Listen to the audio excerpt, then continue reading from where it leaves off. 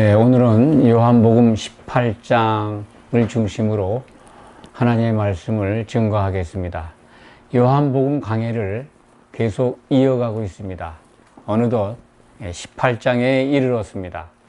요한복음 복습을 간략하게 다시 한번 하고 넘어가겠습니다. 요한복음서는 아주 귀한 하나님의 말씀이 기록된 책입니다. 성경 모든 말씀이 다 그렇습니다. 그런 가운데 요한복음은 여러 가지 특징적으로 우리에게 알려주는 중요한 것들이 있습니다. 그것은 예수님이 누구시라는 것, 그리고 예수님이 무슨 목적으로 오셨고, 그리고 무엇을 우리에게 일러주셨는가를 요한복음 1장에서부터 끝에 22장까지 우리에게 알려주고 있습니다. 1장에서 17장까지를 한번 대략적으로 말씀을 드리면 기억나는 게 여러분들 무엇입니까? 한마디로 이렇게 그것이 뭡니다라고 그냥 선뜻 말할 수는 없지만은 많은 것들이 여러분들에게 이제 인식이 되었고 쌓여 있을 겁니다. 요한복음 1장에서는 예수님은 참 하나님이시다, 그리고 참비시다, 말씀이 하나님의 논리가 육신이 되셔서 이 땅에 거하셨다, 장막을 치시러 오셨다, 자기 몸, 예수님이 이 땅에 오신 것, 장막 치러 오셨다는 겁니다. 장막절을 이루시면서 오신 것이죠. 2장에 가면은 예수님은 자기 자신을 성전이라고 설명하십니다. 이 성전을 헐라 내가 사흘 만에 다시 일으키리라. 건물이나 벽돌로 된 성전이 아니라 예수님 자신이, 예수님의 몸이 성전인 것을, 성전에 대한 말씀은 전에 드렸습니다. 하나님을 만나는 장소다. 하나님을 만나는 장소가 이제는 신약시대의 예수님의 몸인 교회입니다. 그래서 교회로 우리가 성도들이 교회를 이룬다면 하나님과 소통하는 공간이 되는 겁니다. 영적 공간이죠. 3장이 매우 중요합니다. 3장에 가면은 거듭나는 것을 니고데모에게 설명을 해 주십니다. 우리는 다 영이 거듭나야 합니다. 거듭나야 천국에 들어올 수 있다라고 하셨기 때문에 그렇습니다.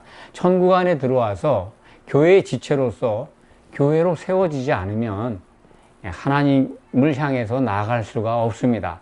우선은 영이 거듭나야 되는데 이 영이 거듭나는 방법을 예수님은 일러주셨습니다. 그것이 바로 자기 자신이 노뱀으로 장대에 달려야 한다는 것입니다. 그것을 바라보는 자들은 구원에 이른다, 영이 거듭난다라는 말씀을 요한복음 3장에서 일러주십니다. 이것을 잊어버리시면 안 됩니다. 우리의 신앙의 출발은 하나님이 사람이 되셔서 십자가 그 장대에 매달리신 노뱀으로 봐야 합니다. 그분이 하나님이 사람이 되셔서 십자가에서 피를 흘려서 그 피로 교회를 사셨다. 아담이 피를 흘려서 안에 짝을 얻었듯이 하나님은 그리스도가 피를 흘려서 그의 아내인 교회를 얻기 위한 그 일을 창세전에 계획하셨고 이루어 가신다는 겁니다. 먼저 노뱀이 예수님을 바라봐야 우리 영이 살아난다 하는 것을 요한복음 3장은 기록해 놓았습니다. 그렇게 영이 거듭난 자들이 17장에 와서 드디어 교회의 모습으로 우리에게 설명이 됩니다. 물론 15장에 포도나무 비유가 나옵니다. 포도나무가 곧 예수님이고 그 예수님의 몸이고 그것은 바로 교회를 의미합니다. 그 지체로, 포도나무의 지체로 우리가 붙어 있으면 열매를 절로 맺는다는 것입니다. 그러하기 위해서는 우선 3장에 기록되어 있는 우리 영이 거듭나야 천국에 들어온다고 하시는 예수님의 말씀 매우 중요하죠. 그래서 17장에 와서는 영이 거듭난 자들이 하나 되어야 된다 하는 것을 아버지께 그 기도를 통해서 우리에게 알려주십니다. 이제 대제사장으로서 마지막 기도라고 말씀을 드렸습니다. 이 감난산, 이 겟세마네 동산에서 드린 기도입니다. 대제사장의 기도라고 하고 그 기도의 핵심이 뭡니까? 우리가 사도들이 하나 되고 성도들이 하나 된다. 영이 거듭난 자들이 교회의 지체로 모여서 한 몸을 이뤄가야 되는데, 그것이 이제 우리 신앙의 완성이고 하나님이 쉬지 않고 일하시는 목표의 완성입니다.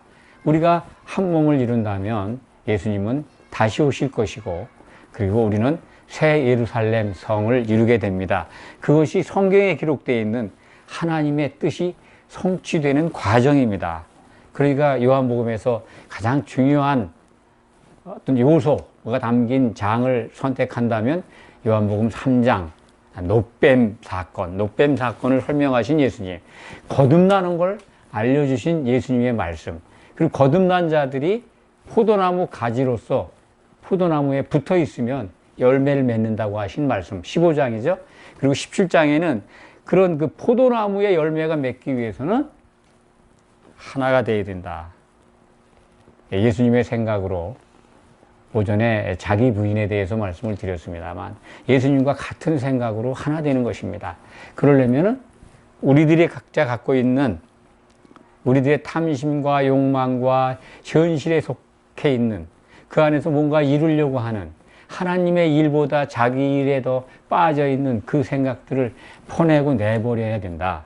그래야 예수님의 생각으로 우리가 채워지지 않겠습니까? 지금 우리들 것이 가득 들어있기 때문에, 물론 뭐 그것을 내버린 분도 있겠습니다만 가득 담겨져 있으니까 예수님의 것이 들어올 틈이 없어요.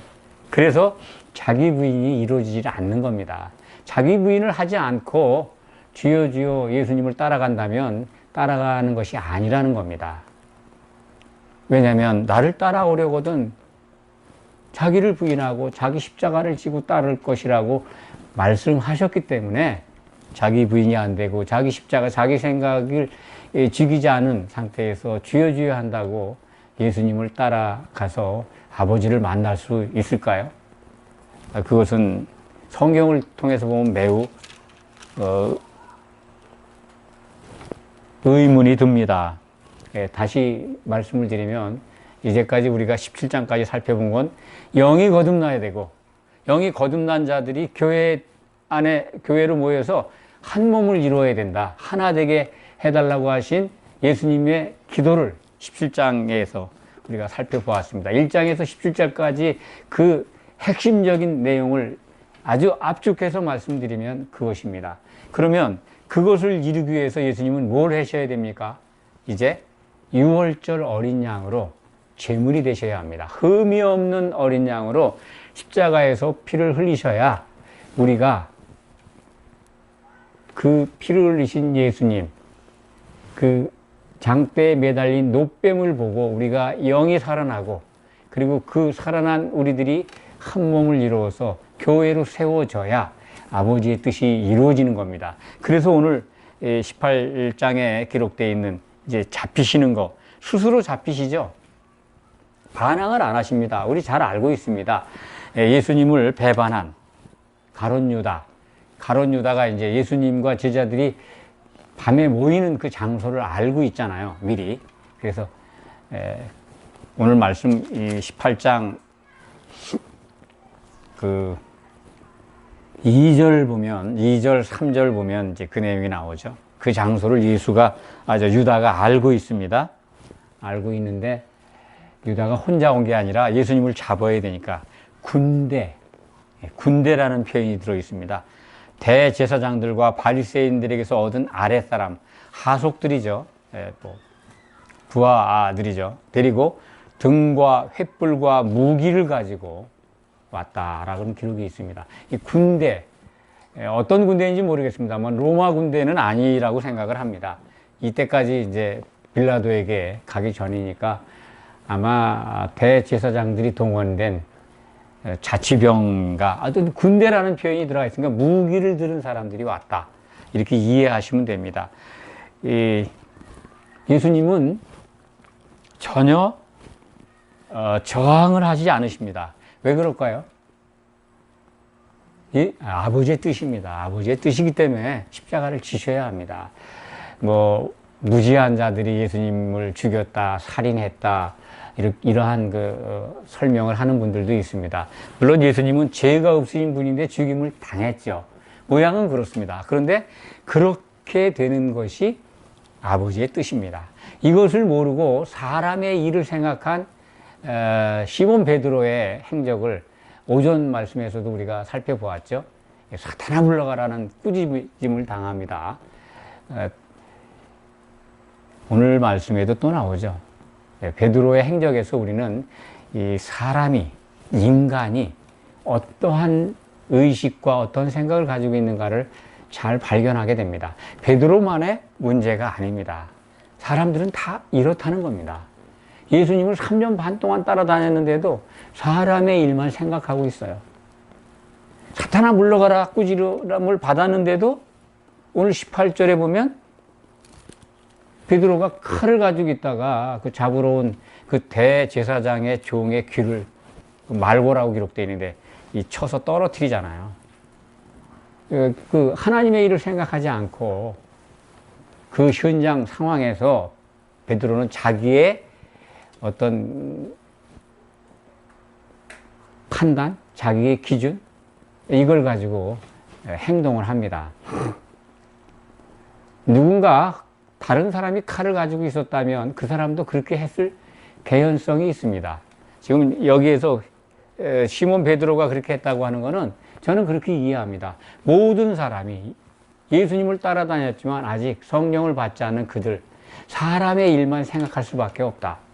예수님이 죽는다는 걸 생각할 수가 없는 제자들, 그들 가운데 누군가도 칼을 가지고 있었다면 그럴 가능성이 있다는 겁니다. 베드로는 대표죠. 우리들도 마찬가지로 그 논리에 적용을 하면 좀 더 우리가 겸손해지지 않겠습니까? 수제자라는 베드로 봐. 세상에 예수님의 뜻도 모르고 칼을 휘둘러 가지고 예수님이 다시 수고를 하시잖아요. 그 떨어뜨린 그 귀를 만져서 붙여주시잖아요. 그것은 이제 공과복음에 나와 있습니다. 그 귀를 붙여주시죠. 예. 베드로에게 이 칼을 집어넣으라 라고 하는 말씀을 하시면서 예수님이 하신 말씀이 있습니다. 뭐라고 말씀하시죠?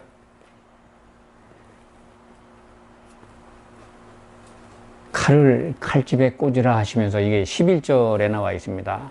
18장 11절에 내가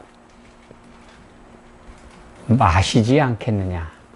아버지께서 주신 잔을 내가 마시지 않겠느냐. 이 잔이 뭐 술은 아니죠. 음료도 아니고 십자가에서 피를 흘리시는 겁니다.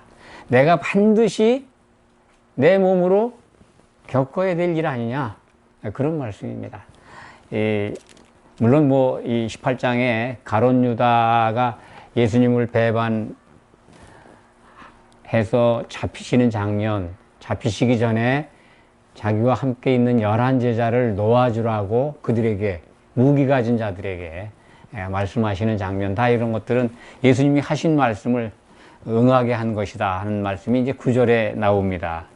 그래서 예수님은 이제 스스로 자기 자신이 이제 체포가 되는 길을 겪게 됩니다. 아버지께서 주신 잔을 마시는 과정이죠.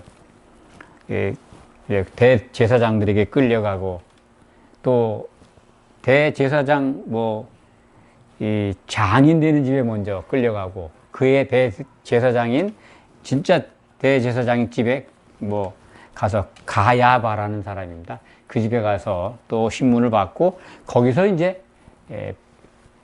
유대인들은 예수를 죽여야 되는데 자기들에게 사형 권한이 없죠. 죽일 수 있는 권한이 없습니다. 그러니까 세상의 법정의 권한을 갖고 있는 이스라엘, 그 당시 이제 유대 지역을 통치하고 있는 로마 총독 빌라도에게 끌고 갑니다. 빌라도의 법정에서, 인간 법정에서 예수님을 죄인으로 만들어서 죽이려고 하는 것이죠. 그런데 우리는 내용을 잘 압니다만 이 빌라도가 예수님이 죄가 없다고 3번이나 얘기해요. 요한복음에 그렇게 기록되어 있습니다. 여러분들 찾아보시기 바랍니다. 19장까지 가야 그것이 이제 19장에 2번 나오고 18장에 1번 나오고 그렇습니다. 내가 죄를 발견할 수가 없다. 죄가 없다. 인간 법정에서도 죄 없으심이 예수님은 드러나게 됩니다. 그러니까 하나님의 법으로도 예수님은 의로우십니다. 율법을 어긴 것이 없습니다. 하나님의 법에도 무죄하고 세상 법정에서도 죄가 없으신 분인데 십자가에서 피를 흘리셔야 합니다. 그것은 하나님께서 창세전에 세우신 뜻입니다. 그리스도로 말미암아 에베소서 1장 4절에서 6절 늘 말씀드립니다만 창세전에 기뻐하시면서 세우신 뜻, 예수님이 피를 흘려서 그로 말미암아 그리스도로 말미암아 하나님의 아들들을 얻는 것, 이것이 하나님의 계획입니다.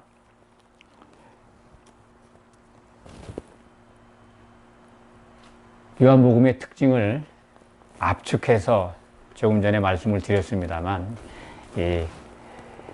예수님이 십자가에서 피를 흘리시고 죽고 의로우셔서 죄가 없으셔서 부활하심으로 우리에게 이제 구원의 길을 열어주시는데, 그것이 하나님이 창세전에 세우신 계획이고 그 안에 예수님은 어떤 분인가를 우리에게 알게 하는 부분이 있습니다. 예수님이 부활 승천하시기 전에 약속하신 게 있죠. 내가 아버지께로 가면 내 이름으로 보낼 보혜사 성령이 오실 것이다. 그때까지 예루살렘을 떠나지 말아라. 그래서 그 약속대로 성령의 역사가, 강림 역사가 있었습니다. 이 성령의 강림 역사가 매우 중요합니다. 오전에도 복음에 대한, 복음의 본질, 복음의 핵심, 복음의 근본에 대해서 말씀을 드렸습니다. 예수님은 하나님이신데 사람이 되셨고, 그 사람이 죽으셔서 그리스도가 되셔서 이 피를 흘리고 부활하셔서 우리에게 성령을 보내주신, 그래서 성령에 잠기게 하는 분이다. 성령 세례를 베푸는 분이다라는 말씀을 드렸습니다. 예수님의 신분이나 예수님이 하시는 일, 가장 중요한 복음의 핵심은 예수님은 우리를 성령에 잠기게 하는 분이다. 그걸 알아야 된다고 말씀을 드렸습니다. 왜냐하면요, 우리가 믿음을 가지고 구원에 이르는 길은 그 길밖에 없습니다. 다른 방법이 없어요. 보혜사 성령 속에, 그 성령에 잠겨서 그것을 우리가 함께 한 성령을 마셔야 됩니다. 그래야 교회를 이루는 거거든요. 그 몸으로 세워지는 겁니다. 교회로 세워져라, 교회로 건축되어야 된다, 한 몸을 이루어야 된다 하는 것, 우리들의 실력으로 되는 게 아닙니다. 그래도 그의 예수님의 이름으로 모인 우리들이 한 성령을 마시게 하셨다라는 말씀이 바울의 편지에 나오지 않습니까? 그걸 이해하시면 성령에 대한 오해도 벗겨지게 됩니다. 성령은 각자 개인에게 뭐 이를테면 한 분씩 들어가서 그 안에서 항상 내주에서 각자와 더불어 사시는 분으로 오해합니다. 각자가 그래서 성전이다.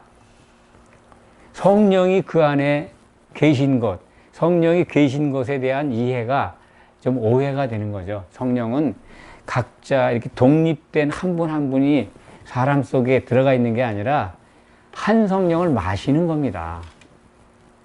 그것을 지금까지 갖고 있는 성령관에서 좀 올바로 정립하시기 바랍니다. 한 성령을 마시게 했잖아요. 그리고 부어주셨어요, 성령을. 성령의 역사가 어떻게 이루어지는 방법이지, 성령은 한 분이십니다. 한 분이 나눠져가지고 각각 이렇게 하나하나 이렇게 세포 분열에 들어와 있다. 그렇게 이해할 수도 있습니다만, 우리는 이 성령에 잠긴다, 성령 세례를 받는다 하는 것, 잠긴다는 뜻. 성령이 우리 가운데 이렇게 물처럼 있어서 그것이 우리에게 스며든다. 그러니까 혼자 있을 때, 교회를 이루지 않고 있을 때 성령 충만함은 있을 수가 없다. 사도들, 11사도들, 뭐 12사도가 됐을지 모르겠습니다만 그 예루살렘 성전에서 기도하고 있을 때 성령에 잠기잖아요.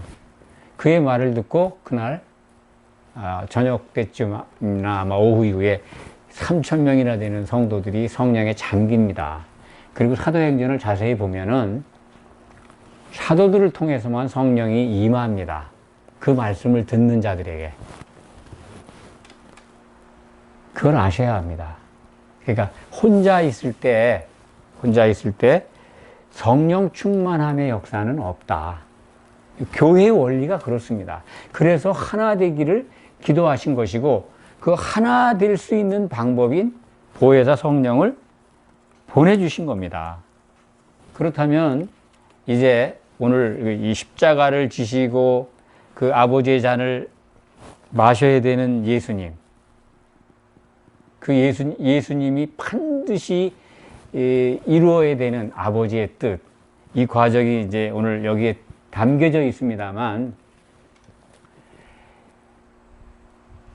요한복음 1장에서부터 17장까지 주신 그 말씀을 다시 곱씹는다면 우리 신앙의 방향이 무엇인가를 새삼 절실하게 느끼게 될 겁니다. 우리가 한 성령을 같이 마셔서 같은 생각으로 하나 되는 겁니다. 그것이 이제 교회가 이루어지겠죠.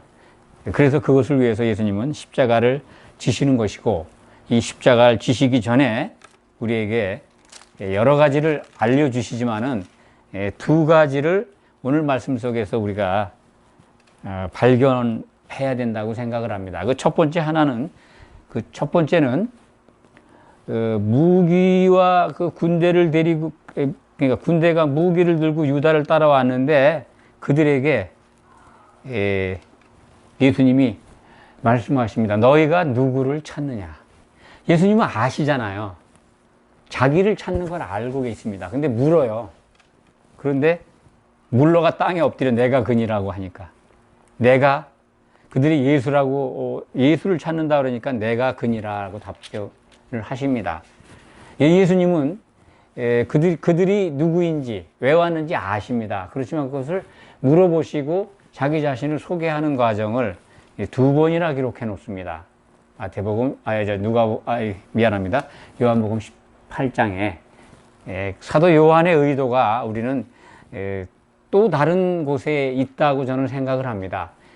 누구를 찾느냐, 이 음성을 우리 한번 생각해 보시기 바랍니다. 예수님은 자기를 찾으러 온 줄 알아요.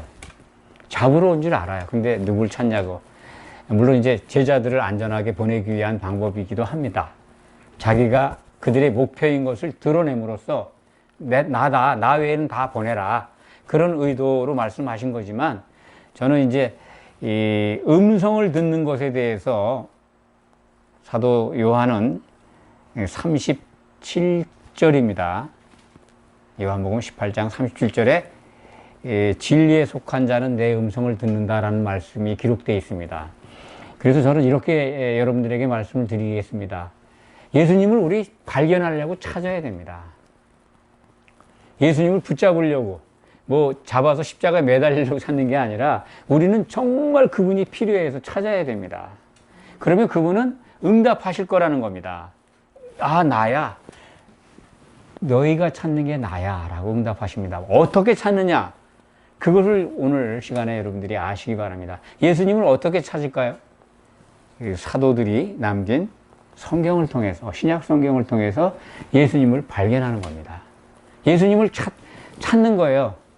그러면 예수님은 물으실 겁니다. 네가 누굴 찾느냐고.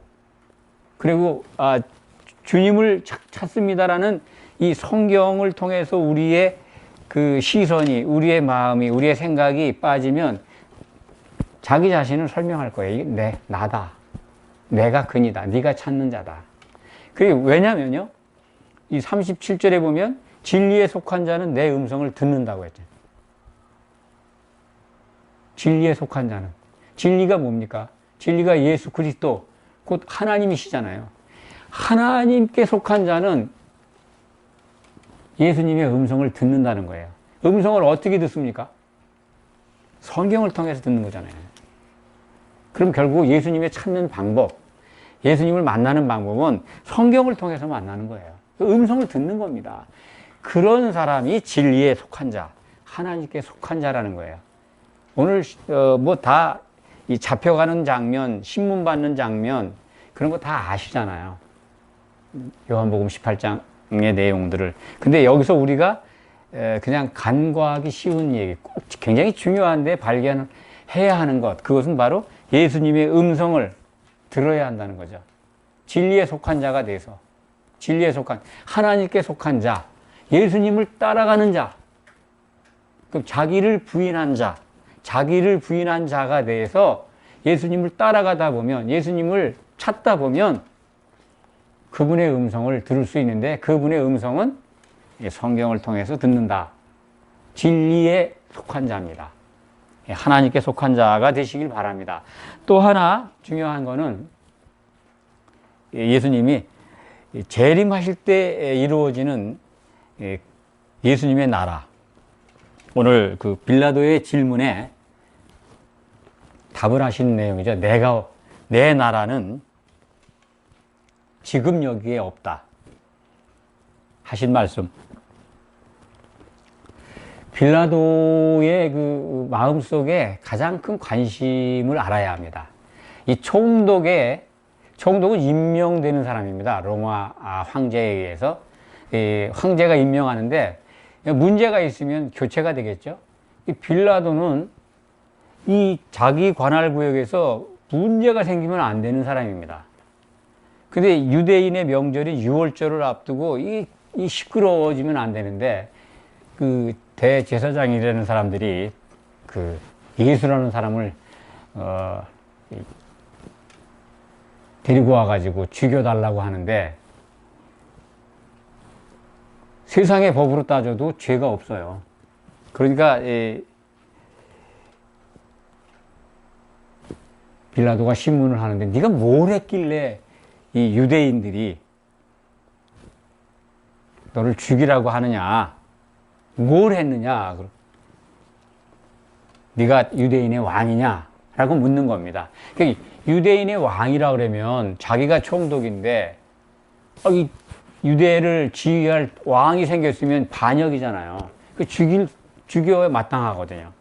빌라도는 자기가 그 왕을 내버려 둬가지고 통치하는 영역이 혼란이 오거나 밀란이 일어나면은 황제한테 그 점수를 따겠습니까? 못 따지. 그러니까 그게 가장 큰 관심이었어요. 예수가 과연 유대의 왕이냐. 그리고 네가 이 로마에서 독립을 해서 유대를 독립시킬 사람이냐. 저들이 주장하는 유대인의 왕이라고 자칭하는데 저건 로마 황제에 반역하는 겁니다. 이렇게 고소한 거잖아요. 빌라도의 관심은 그거였습니다. 네가 유대인의 왕이냐.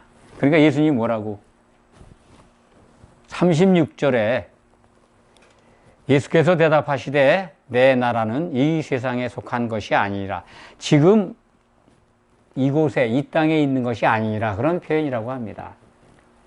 예수님의 나라는 그 2000년 전에 거기 임할 나라가 아니고 지금도 예수님의 나라는 임하지 않았습니다. 그리스도의 왕국은 예수님이 오셔야 임하는 겁니다. 신약성경 요한계시록은 천년 왕국이라고 우리에게 일러주고 있습니다. 그 나라가 이루어지기 전에 예수님이 천사들과 더불어 오십니다. 그때 공중에서 그리스도의 심판대를 통해서 혼인잔치에 들어가는 자들, 그러니까 천년왕국에 들어갈 자들, 천년 감옥에 떨어질 자들을 심판하십니다. 그 이후에 예수님의 나라, 그리스도의 왕국이 이루어집니다. 그래서 여기서 예수님이 하신 말씀은 장차 있을 나라인데 지금 여기 없다. 그렇게 베드로에게 대답하신 겁니다. 그러니까 이제 베드로는 미안합니다. 빌라도는 안심하죠. 아, 나한테 반역하는 건 아니네.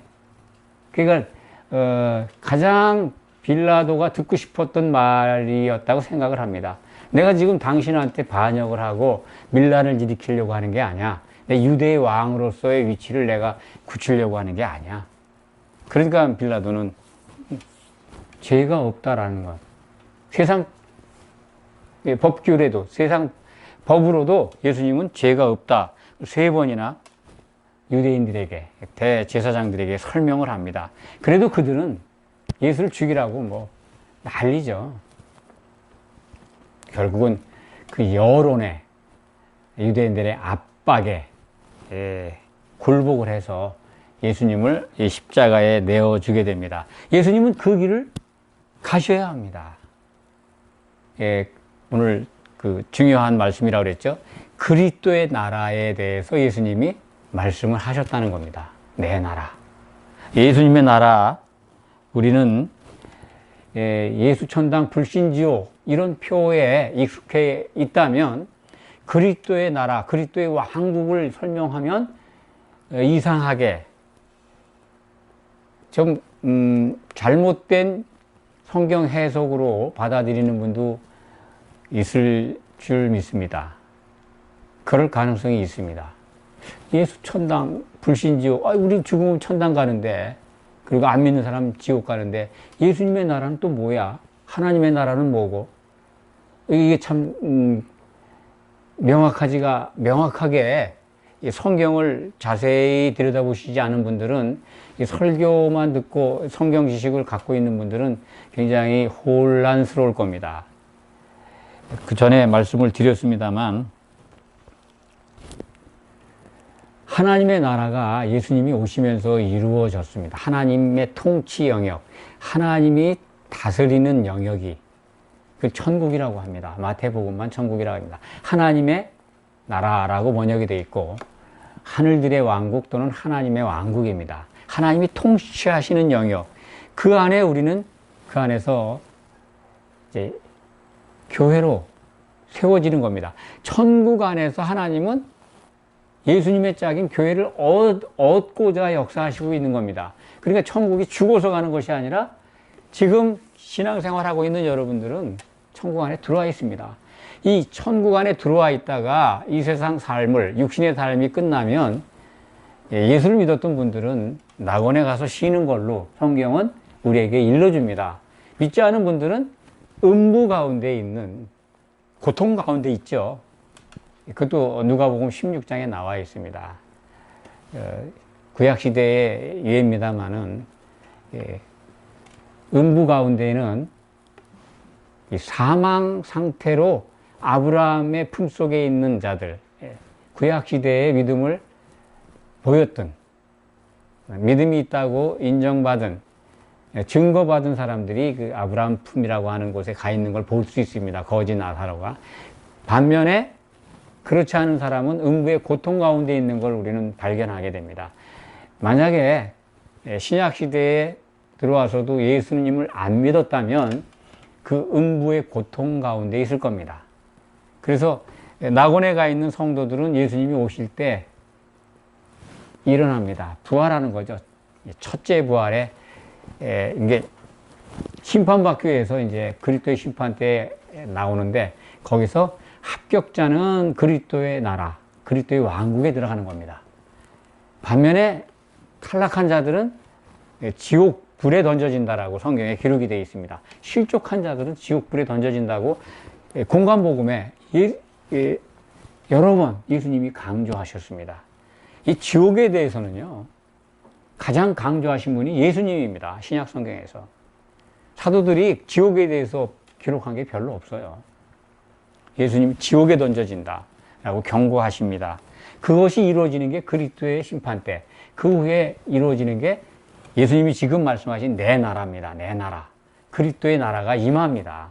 거기서 1000년 동안 성도들은 그리스도와 더불어 왕노릇한다는 것이 신약 성경 마지막 책 요한계시록 20장의 기록입니다. 이제 구분이 되셨죠? 이 그리스도의 나라는 하나님의 나라 안에서, 하나님의 통치 영역 안에서 1000년 동안 이루어지는 예수님의 나라입니다. 예수님의 왕국입니다. 그때 예수님은 왕으로 실질적으로 통치를 하시게 됩니다. 지금까지 예수님은 왕으로 통치하신 적이 없어요. 초림 때에는 선지자와 대제사장 사역을 하셨습니다. 다시 오시면 왕으로 통치하실 겁니다.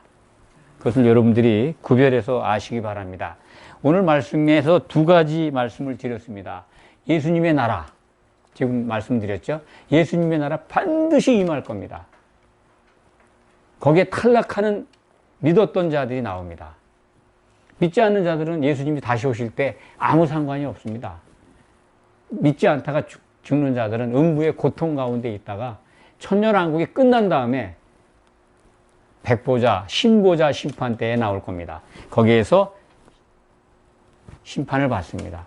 생명책에 이름이 없으면 불지옥에 던져지는 겁니다. 만약에 믿었던 자들 중에서 생명책에 이름이 있어서 새 예루살렘에 들어가는 백성으로 구원받는 자들이 또 있을 겁니다. 그것은 그런 것이 있다라고 성경은 기록하고 있습니다. 오늘 말씀을 통해서 상황은 다르지만 우리는 예수님이 자기를 찾는 자에게 내가 바로 그니다 라는 음성, 진리에 속한 자가 되어서 예수님의 음성을 듣는 그러한 성도가 되어야 함을 깨우침 받습니다. 여러분들에게 언제나 예수님의 음성이 이 성경을 통해서 들을 수 있는 그러한 놀라운 역사가 항상 임하기를 축원합니다. 기도하겠습니다. 아버지 하나님, 감사합니다. 하나님께서 주신 잔을 기꺼이 마시고 우리에게 참된 소망을 주신 주님, 이제 우리는 주님을 따라가기 위해서 우리에게 명하신 자기 부인과 제 십자가를 지고자 이렇게 모였습니다. 우리가 이것을 이룰 수 있는 것은 주님이 성령을 베푸시는 분이고 우리는 성령에 잠겨서 성령 세례 속에 있을 때 그것이 가능함을 배우고 있습니다. 아버지 하나님, 우리 모인 성도들 언제나 성령 충만함 속에서 성령의 잠김으로써 주님을 올바로 따라가고 그리고 아버지를 기쁘게 하는 그러한 성도가 되기를 소망합니다. 우리가 끝내 이것을 이루어서 하나님을 찬송하게 되기를 원합니다. 예수 그리스도의 이름으로 감사드리며 간절히 기도하옵나이다. 아멘.